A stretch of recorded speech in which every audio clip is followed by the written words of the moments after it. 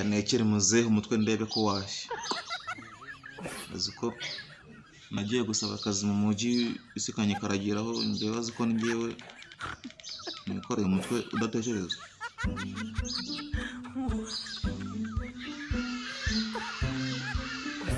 Allo yego tumuze mwana wanjye muzehe waba uheruka kumva amakuru se?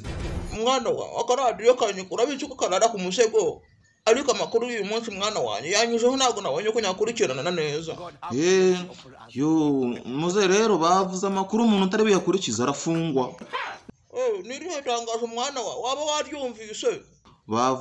Bavuze ko umukuru w'umuryango wese ufite imyaka 60 kuzamura agomba gufata imitungo ye yose akayandikisha ku mwana we w'imfura kugira ngo nawe agire ubutunzi atavunitse cyane nkuko mu myaka yanyu ya kera mukiri abasore mwabagaho.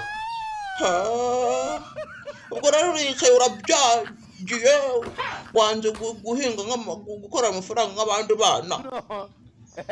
Atureka nicare nekere muzehe umutwe nkaho ngewe nikoreye igihaza mwana wa.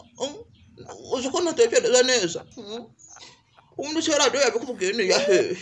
Wapi yabibwiye abaturage bose ntago ari njye yabibwiye gusa. Iyo radio ni yahehe ariko nakubajije.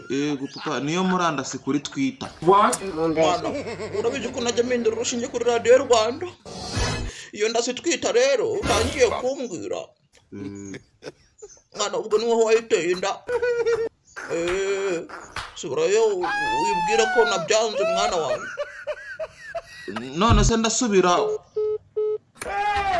Jesus. Sazara.